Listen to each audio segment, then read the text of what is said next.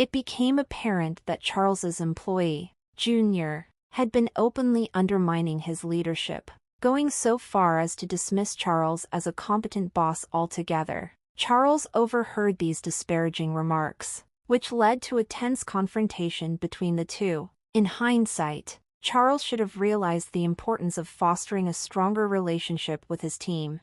On the other hand, I received an offer to relocate to our company's overseas headquarters. Initially, I declined, weighed down by the ongoing issues and wanting to be supportive of Charles during his turbulent time. However, after much thought, I accepted the position and am now preparing for the move. My father, understandably concerned, has been adjusting to the idea, and we've started practicing video calls to stay connected once I leave. This new role has been a lifelong dream of mine, and I'm eager to pour my energy into this exciting opportunity.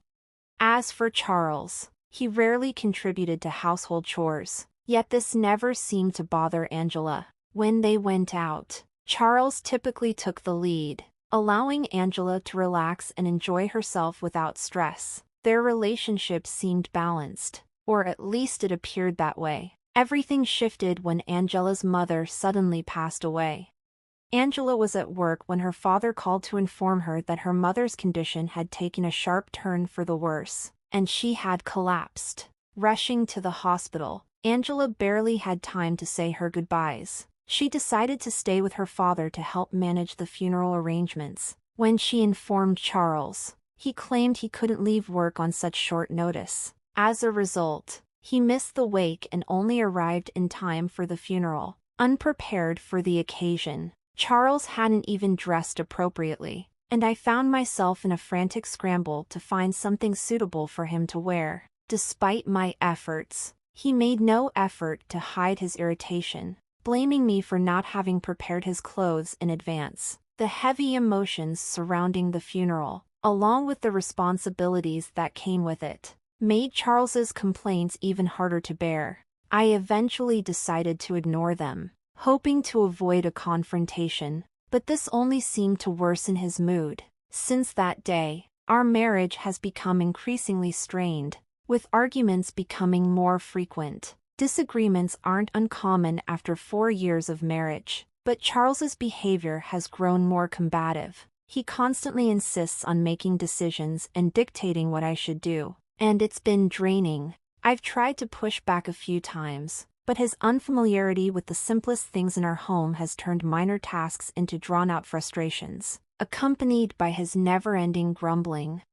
As time went on, I realized it was often easier to handle things on my own. Even though Charles continues to make demands, I haven't always followed his instructions, opting instead to take care of tasks independently to keep my life running smoothly. Recently, I brought up the upcoming gathering to mark the first anniversary of my mother's passing. When I reminded Charles, his response was indifferent at best. He complained about an important meeting scheduled on the same day, questioning how he could possibly attend the memorial. His excuse was that he couldn't delegate his work, especially since his recent promotion, which he never missed a chance to flaunt to his junior staff.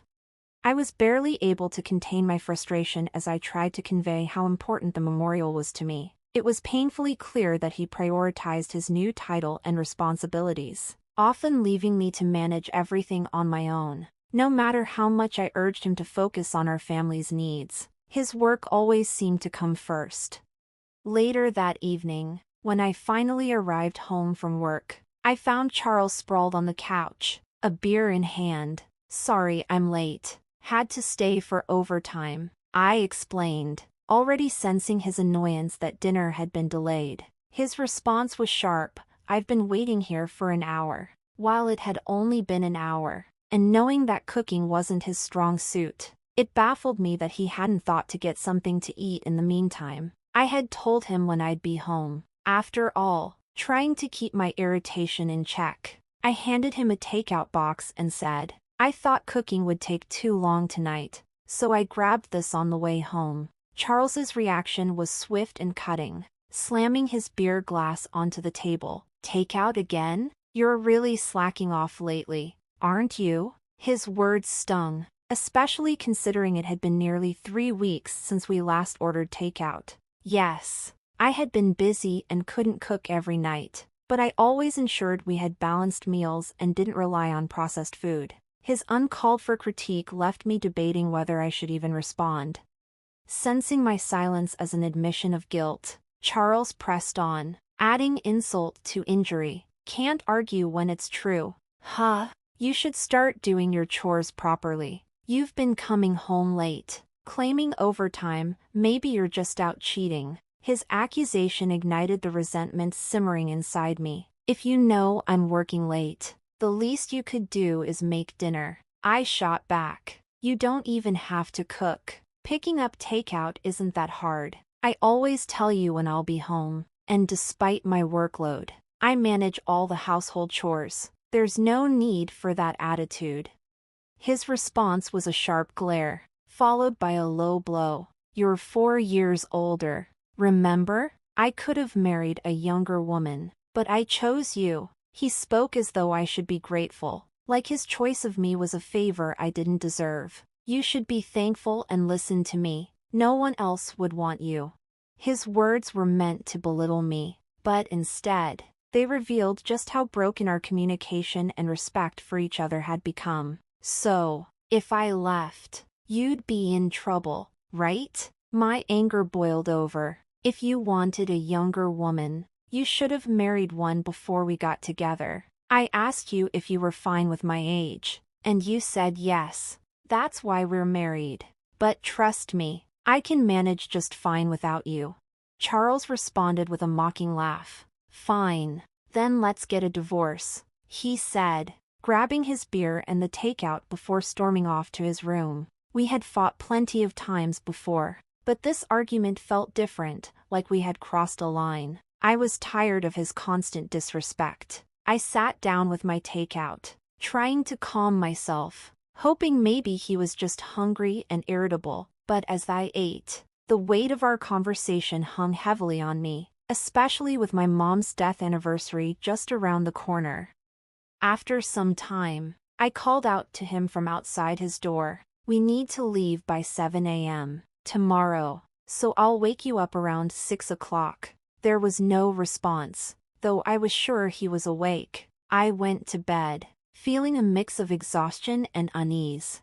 The next morning, I woke up early to find that Charles was already gone. The bags I had packed for us were still in the room. He hadn't left for the gathering without me. So, where had he gone? I tried calling his phone, but there was no answer. He ignored my texts too. Left with no choice, I left him a voicemail and started getting ready on my own. As I waited for the train at the station, Charles finally picked up.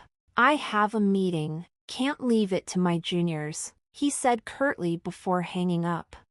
I stood there, staring at my phone, feeling a mix of anger and resignation. I stood there, stunned and bewildered, as the train arrived. With no time to dwell on it, I boarded, struggling with the luggage meant for both of us. When I finally reached my father's house, his anxious eyes met mine as he asked, "Where's Charles?" Seeing the lingering sadness in his eyes since my mother's passing, I didn't want to add to his worries. Forcing a smile, I took a deep breath and replied, "Sorry. He got called into an important meeting. He was supposed to come." Charles's recent promotion made for a convenient excuse, and I reassured my father that his absence was work-related and important. My father nodded understandingly. "I know he's working hard. It's a shame not to see him, but your mother would have understood. Let him know he's always welcome here," he said softly. There was a hint of sadness in his words, but I kept my smile intact throughout the day, refusing to show how much it hurt. The day passed without a word from Charles, and as night settled in, I chose not to reach out either. I decided to stay the night at my father's house and return home the next day. As planned, though it felt almost childish, the thought of making Charles his favorite meal, hamburgers, crossed my mind for when I got home. The following day, I left my father's house and returned home around noon. Before heading out to the grocery store, I wanted to drop off my bags. As I walked into the living room, I immediately noticed Charles's dirty laundry scattered across the floor, a sight I was all too familiar with. With a sigh, I thought, he still hasn't learned how to use the washing machine. I tossed his clothes in with mine, and after a brief moment, headed back to the living room.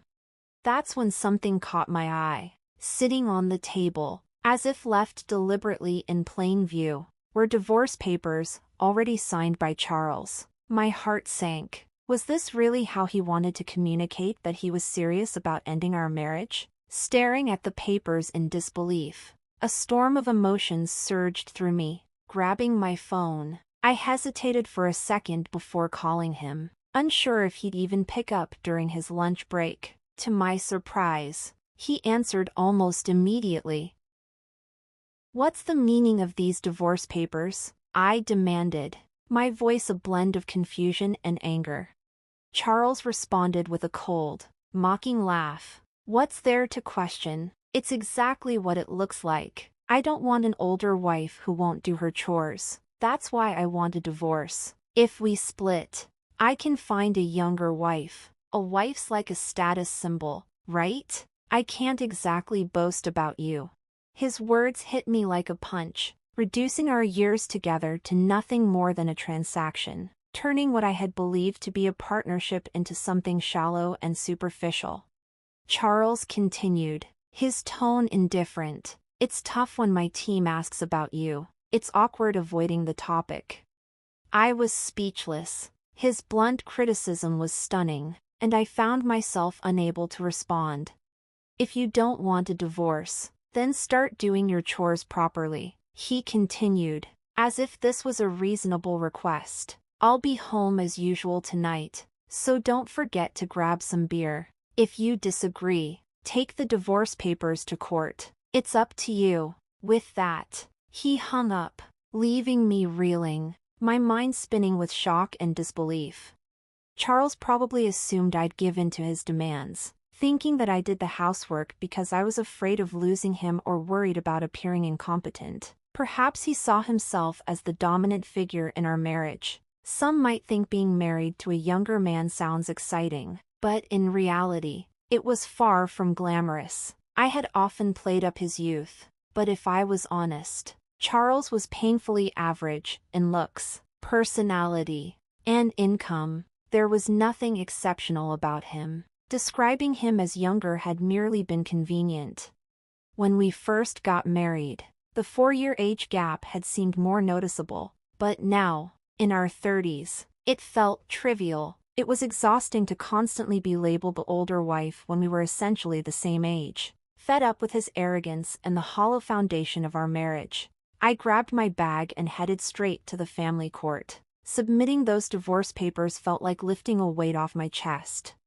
As I walked out of the courthouse, a sense of relief washed over me. I realized then that I didn't need Charles to feel complete. With the promise of newfound freedom, I felt lighter, as though I had finally stepped out from under a cloud that had long been looming over me. This was the end of our marriage, but the beginning of a life where I could truly live on my own terms. Seizing the opportunity, I decided to take a few days off from work. Fortunately, my boss understood and granted me a week's leave, as work had slowed down. Now that I was officially divorced, it was time to get my life in order. With only a few possessions, the cleaning and packing were straightforward. I stored the larger items in a storage unit, packed the essentials and clothes into my car, and on a whim, decided to visit a hot spring resort. During the off-season, I easily found a budget-friendly hotel and set off, thrilled to start this new chapter of my life.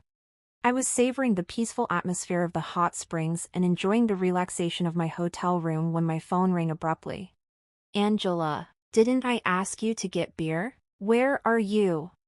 It was Charles, sounding puzzled and slightly irritated. It was around the time he usually returned home from work. I couldn't help but chuckle as I answered, "I'm at a hot spring resort."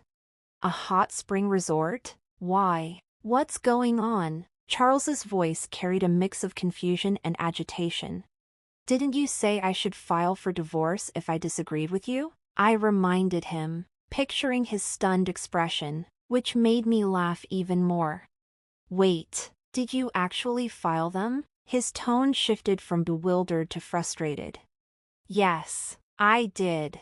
You suggested it, Charles. Have you forgotten what you said? I replied, still amused by his reaction.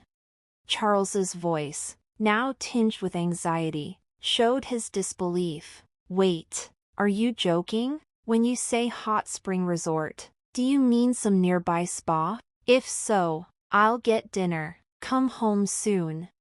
I couldn't help but laugh at his sudden shift to a seemingly considerate tone, as if he was trying to play the caring husband. It took me about an hour and a half to drive here. There's even an outdoor natural hot spring. It's incredibly relaxing. I hope it doesn't rain tomorrow. Since you're getting dinner, I've already packed my things, so you won't have to worry about me coming back. Take care of yourself. Charles pleaded for me to return, but I had no intention of going back. You're the one who initiated the divorce. Have you forgotten? It was clear you were using the threat of divorce to control me. I told him firmly.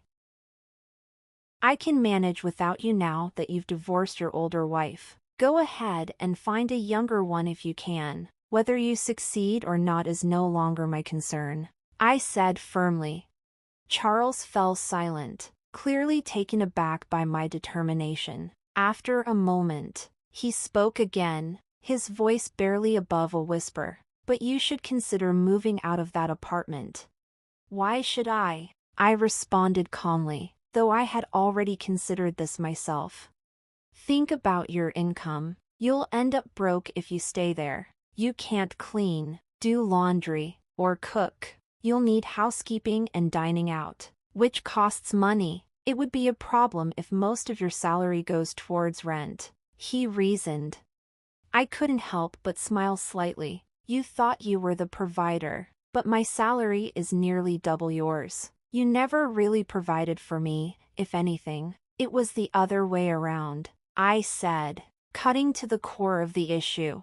Also, you were overly confident because of one junior. But did you know I manage multiple juniors and even more beneath them? I usually keep work to myself because you get moody, but I outrank you in both position and salary. You'd think you would have noticed after living together. It seemed like Charles was just now realizing this, possibly because he had kept his ego intact by looking down on me. Now that his delusion was shattered, he must have felt defeated. I had struck a blow to his pride, a kind of retribution for all these years. The reason I had handled household chores without complaint, despite his domineering attitude, was partly because he was younger and I had given him some leeway, and partly because it was too much trouble to ask him for anything. It's not like I needed you to stay with me. I was just managing your needs along with my own. So when you said, do the chores, or we divorce, of course, I chose divorce. We're strangers now. Goodbye, I said firmly before ending the call. Feeling a sense of liberation, I enjoyed a delicious meal at the hotel afterward. Charles, evidently still clinging to the idea of reconciliation, attempted to reach out again, but I was already relishing the newfound freedom and independence in my life. When he called once more, I greeted him with a knowing smile. Remember, I'm older than you. I'm sure you wouldn't want me back. It seemed that Charles's search for companionship with younger women had not been successful. Eventually, he realized his situation was not favorable and decided to move out of the apartment. To handle the division of assets, I hired a lawyer to ensure I received more than just an equitable split. I sought additional compensation to reflect the years I had managed most of the household chores. Charles, always looking to cut costs, opted against hiring legal representation, giving me a considerable advantage. With the help of my lawyer, we secured a settlement that was highly favorable to me. I was satisfied with the outcome and relieved to have resolved the matter. Meanwhile, Charles's troubles at work were only beginning. His junior team member had been openly critical of his leadership, undermining his authority by declaring he wasn't a proper boss. Charles discovered these complaints, leading to a heated argument, another clear sign of the importance of nurturing and supporting your team, something Charles had evidently neglected. In terms of my career, I had been offered a highly sought-after position at our company's overseas headquarters. Initially, I hesitated to accept due to the personal upheavals and out of consideration for Charles. However, with my personal situation evolving, I decided to embrace the opportunity wholeheartedly. I am now actively preparing for this exciting transition. Though it has caused some concern for my father, we've adapted by practicing video calls to stay connected once I'm abroad. I feel content and excited about the future, ready to fully commit to this new chapter of my life. It's time to pursue the career I've always dreamed of, confident that I've made the right decisions for my future.